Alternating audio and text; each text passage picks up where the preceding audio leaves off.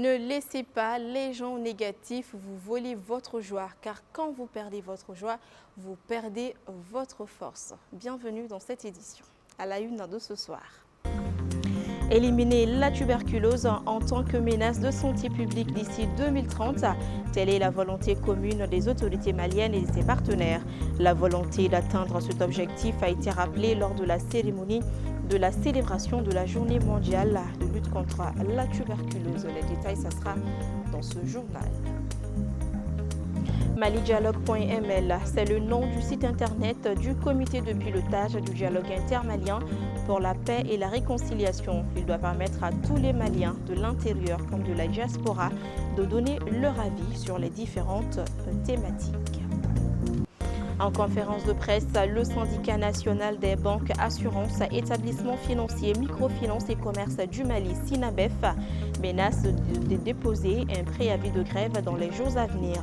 Par ce préavis, le SINABEF veut attirer l'attention des autorités sur les conditions pénibles des travailleurs. Voilà donc un sommaire.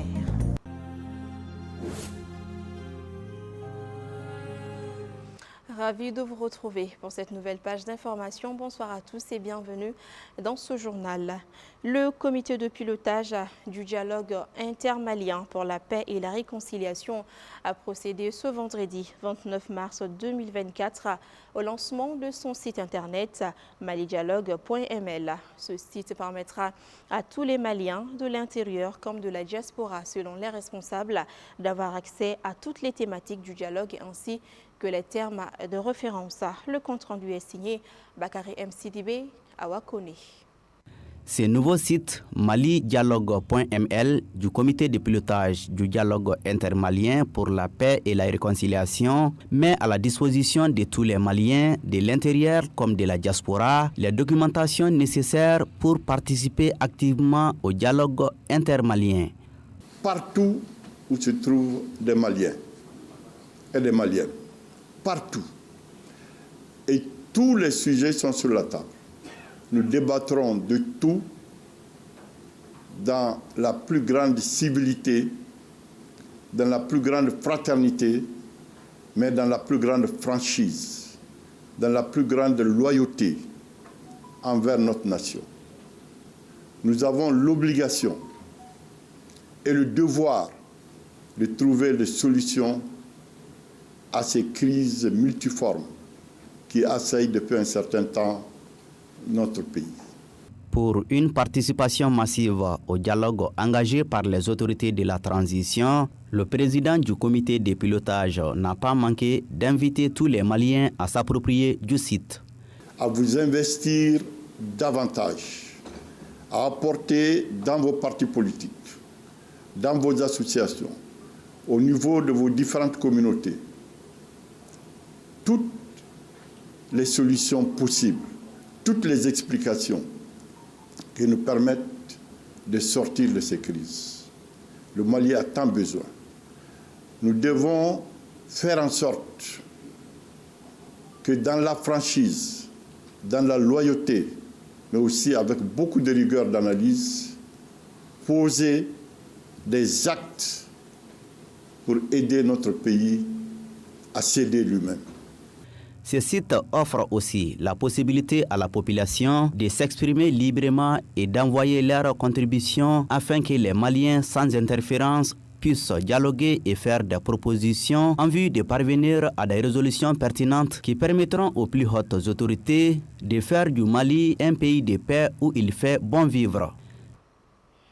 Oui, nous pouvons mettre fin à la tuberculose. C'est le thème de l'édition 2024 de la Journée mondiale de lutte contre la tuberculose. Célébrée le 24 mars de chaque année, cette journée vise à sensibiliser davantage la population sur la maladie et intensifier les efforts en vue d'éliminer cette maladie. La cérémonie solennelle commémorative du Mali s'est tenue ce vendredi 29 mars 2024 à Bamako et c'était en présence de nos reporters Sitan Diallo, Montala Ouattara. Voici leur compte rendu.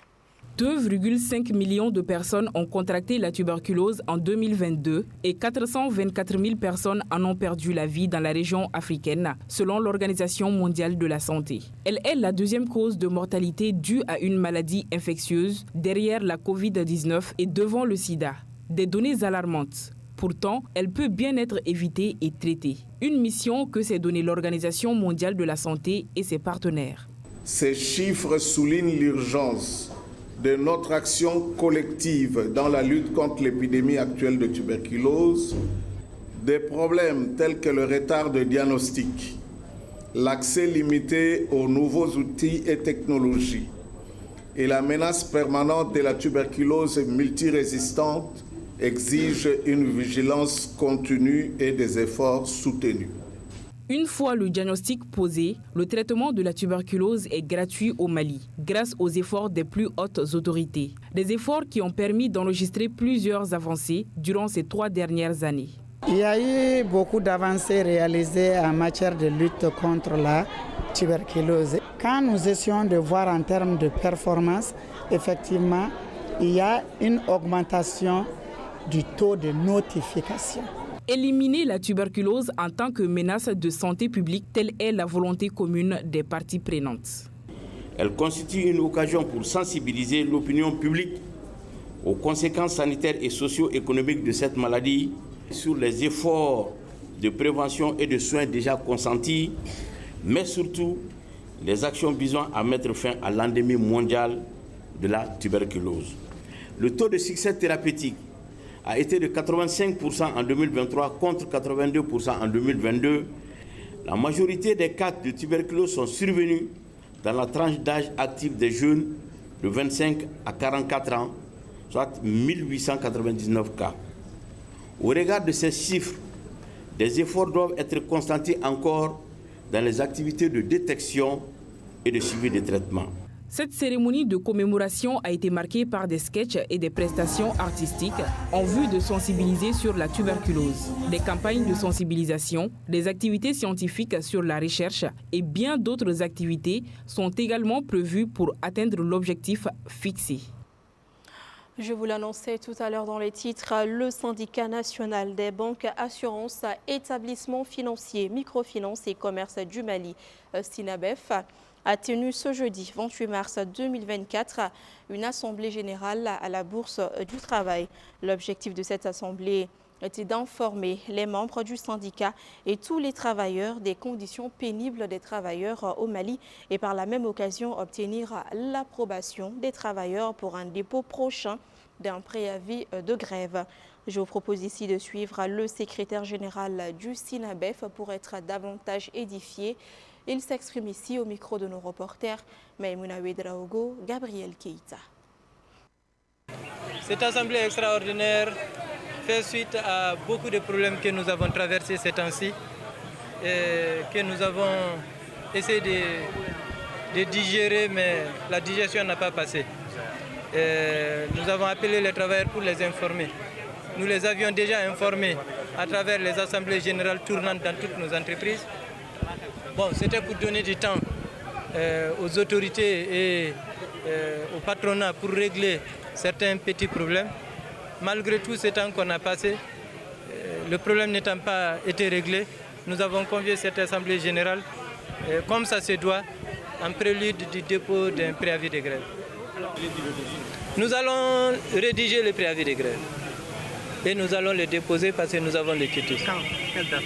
La date, vous l'aurez quand on va déposer le préavis de grève.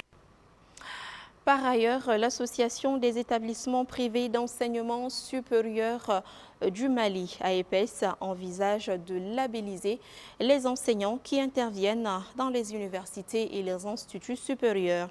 L'idée a été exposée ce jeudi 28 mars 2024 lors d'une assemblée générale. Plus de détails avec Maliki Diallo et Oumou Soundja.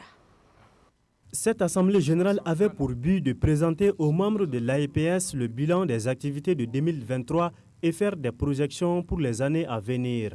Avec un peu plus de 150 établissements privés d'enseignement supérieur, l'AEPS envisage d'harmoniser les programmes, mais avant, il est indispensable de labelliser les enseignants du secteur. Les enseignants de l'enseignement privé supérieur ne sont pas pris en compte par l'État. Donc c'est pourquoi il nous faut un cadre normatif entre nous au sein de l'association pour quand même encadrer cette pratique. Et on ne peut pas s'improviser à enseignant. Donc nous sommes en train de mettre en place un centre qui va labelliser les enseignants certifiés. Parce qu'il y en a qui sont très bons dans leur sujet, mais il leur manque quand même cette capacité de transmission de la connaissance. Et ça, c'est très important. Donc le centre va être là pour labelliser et certifier que ces aptitudes sont vraiment les leurs. Voilà. Au cours de cette rencontre, les dirigeants des écoles privées de l'enseignement supérieur se sont réjouis de l'ouverture des écoles doctorales à leurs établissements. La raison d'être de toute institution d'enseignement supérieur, c'est d'aller vers la recherche et d'abriter des formations doctorales. C'est vrai que c'est d'actualité aujourd'hui au Mali avec l'opérationnalisation de l'école doctorale d'Esla. Et nous avons, par le biais d'un projet de convention, adossé nos formations doctorales à cette école doctorale aujourd'hui qui vient d'être opérationnelle. Le défi, il est simple.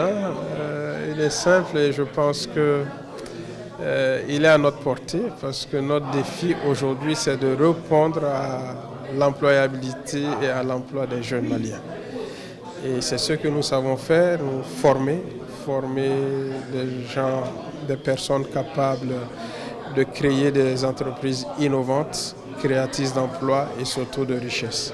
L'AEPS a pour mission de contribuer à la croissance du système éducatif et à l'amélioration de la qualité de l'enseignement supérieur au Mali. Actualité sur un tout autre plan, dans le but de susciter un grand engagement des autorités, l'ONG Conseil et Appui à l'éducation de base et ses partenaires ont organisé un forum sur l'importance de la culture dans le processus de changement des normes sociales et de comportement à travers la participation active des grands-mères et des belles-mères comme actrices de changement communautaire. C'était le jeudi 28 mars 2024 au centre Jean Bosco de Sévaré, une initiative qui, selon les organisateurs, contribue à l'éveil de conscience de certaines grand-mères sur les conséquences des pratiques traditionnelles néfastes et sur le non-accès aux services de santé, de la reproduction et de la planification familiale. Moussa Traoré, Soumaïla Aya, correspondance. En effet, selon les organisateurs, ce forum régional innovant vise à favoriser la promotion des services de santé de la reproduction et de la planification familiale au niveau communautaire pour le libre accès et choix des femmes et des filles en âge de procréer aux produits contraceptifs et pour l'abandon des pratiques de l'excision et du mariage d'enfants ainsi que des autres formes de violence basées sur le genre à travers la participation active des grand-mères et belles-mères comme actrices de changement communautaire. J'espère que cette nouvelle approche que nous allons voir aujourd'hui, c'est-à-dire l'implication des grand-mères dans la promotion de la santé de la reproduction et la planification familiale, cette nouvelle approche, nous pensons que ça serait une bonne opportunité, non seulement pour KM, mais tous les autres acteurs qui sont là, à que les uns et les autres puissent l'exploiter afin que le bien-être soit dans nos différentes familles et dans nos communautés. J'ai une grande responsabilité aujourd'hui en tant que grand-mère à lutter, à aider mes compatriotes à lutter contre ce phénomène.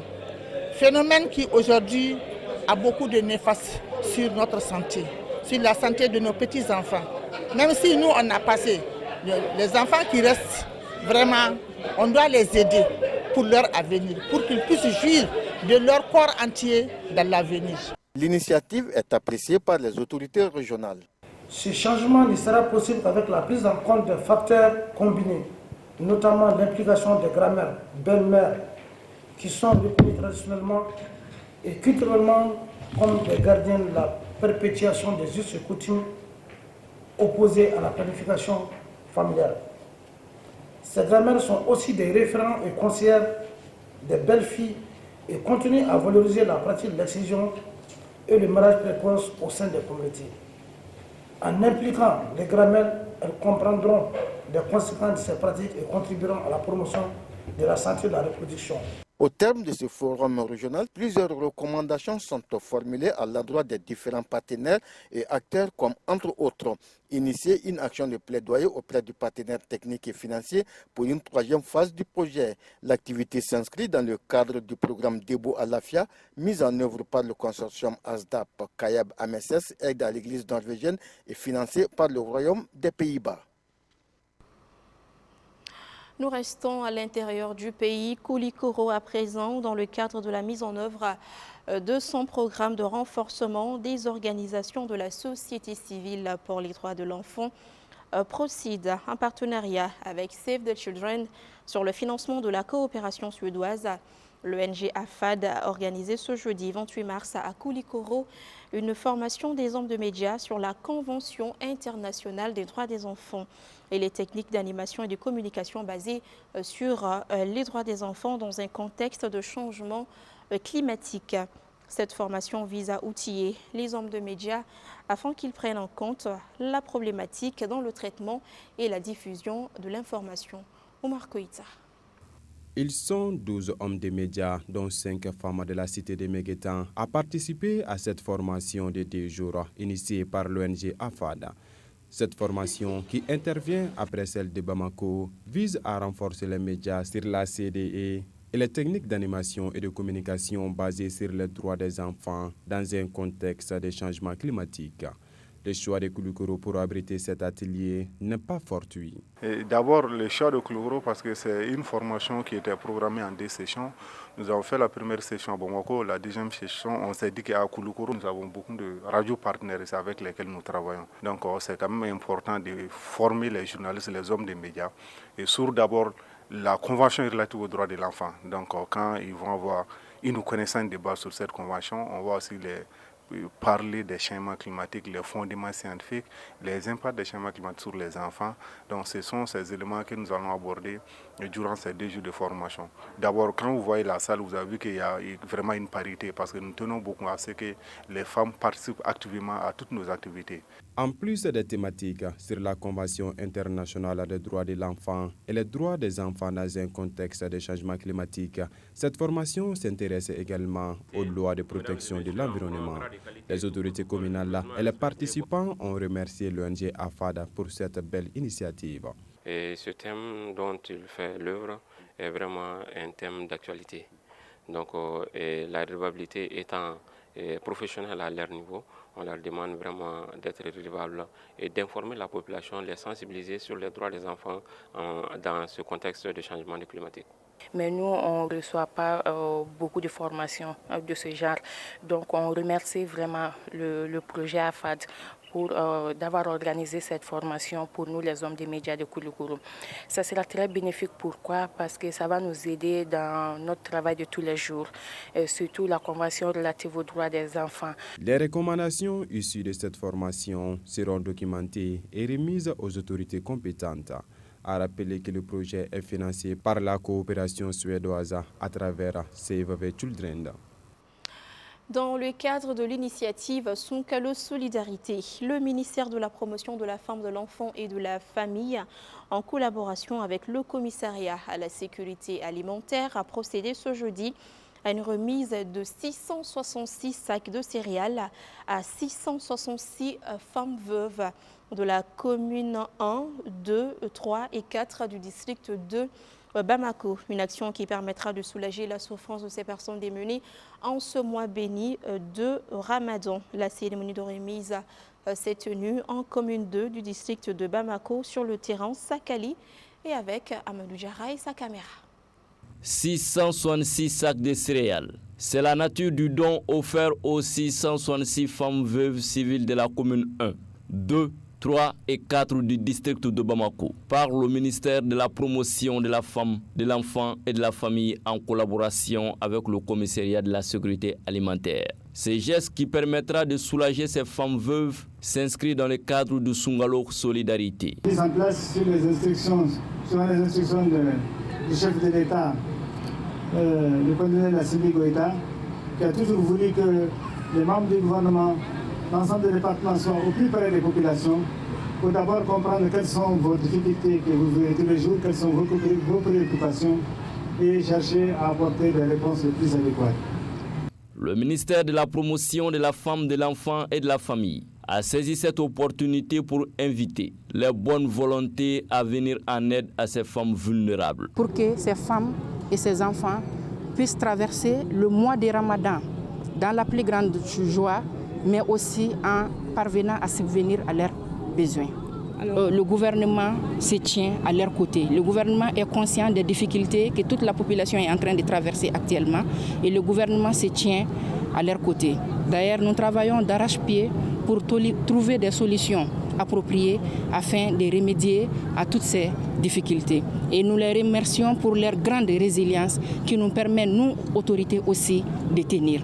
Et vive la solidarité malienne. Quant aux bénéficiaires, elles ont apprécié ce geste à sa juste valeur. Après la commune 1, 2, 3 et 4 du district de Bamako, cette action humanitaire se poursuit dans les 2 autres communes du district de Bamako, notamment la commune 5 et 6. Le ministère de la Promotion de la Femme, de l'Enfant et de la Famille a également organisé ce jeudi 28 mars 2024 une cérémonie de rupture collective de jeunes couplés aux dons de vivres aux veuves civiles de Niamakoro. La cérémonie rentre dans le cadre des activités, bien sûr, de Sonkalo Solidarité initiée par le président de la transition, le colonel Assimi Goïta. L'activité s'est tenue sur le terrain municipal de Niamakoro, en commune 6 du district de Bamako. Lassine Diakité, Aminata Koulibaly, compte rendu. Initiée par le président de la transition, la présente activité avait pour but de soutenir les personnes vulnérables, notamment les veuves en ce mois de Ramadan. À travers ces gestes, le ministère de la Promotion de la Femme, de l'Enfant et de la Famille accompagne ces femmes qui traversent des moments difficiles. Et pour le ministère de la Promotion de la Femme, de l'Enfant et de la Famille, qui est mon département, ces actions, ces gestes sont très importants. Comme vous pouvez le constater, c'est des actions que nous menons vis-à-vis des femmes. Pour le cas de ce matin et de cet après-midi, nous sommes avec les femmes veuves. Et généralement, c'est des couches de la population qui traversent aussi de grandes difficultés suite à la perte d'un être qui leur est cher. Donc, c'est là cumulé à tout ce qu'on vient de dire comme difficultés qui traversent aujourd'hui les populations maliennes. Le ministère de la Promotion a pensé qu'il fallait venir en aide à ces femmes-là. Et nous leur avons apporté des céréales. Hier, nous avons procédé à la rupture collective avec d'autres femmes.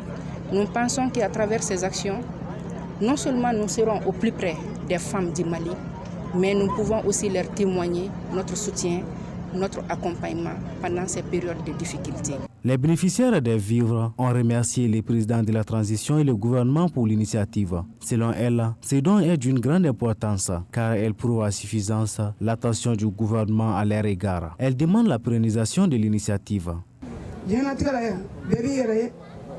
Nous remercions Madame le ministre pour ce geste. Depuis que mon mari est décédé, c'est la première fois que le gouvernement nous apporte son aide. Je prie pour que ça ne soit pas la dernière.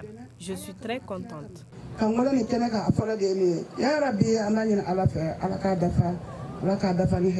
À noter que ces activités de rupture collective et de dons de vivres se poursuivront dans toutes les communes du district de Bamako et dans les capitales régionales.